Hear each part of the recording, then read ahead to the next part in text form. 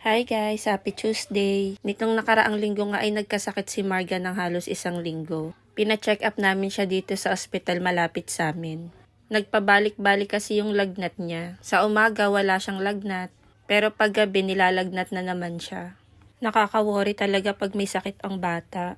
And ito ngang January, pagpasok ng taon, ang dami ko nabalitaan din na may sakit.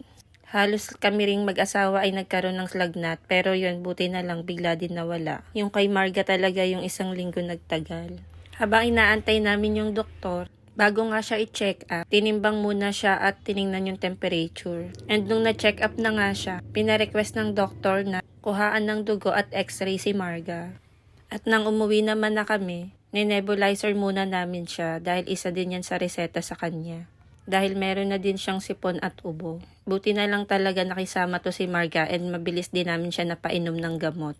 So after 2 days nung mga nakainom na siya ng gamot, eto buti na lang at masigla na ulit siya. Namiss ko yung makulit at masigla na Marga. And sobrang happy ko dahil nakita ko ulit na masaya na siya at mukhang wala ng sakit. Pero tuloy-tuloy pa din yung pag-inom niya ng gamot kasi 7 days yung reseta sa kanya. Thank you Lord kasi muling masigla na naman si Marga. Yung wish lang naman natin lagi ay magkaroon ng magandang kalusugan yung ating mga anak.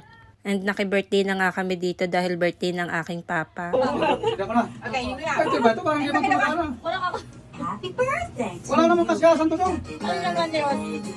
And yun lang guys, hanggang dito na lang ulit. Salamat po sa inyong panunood. Bye-bye!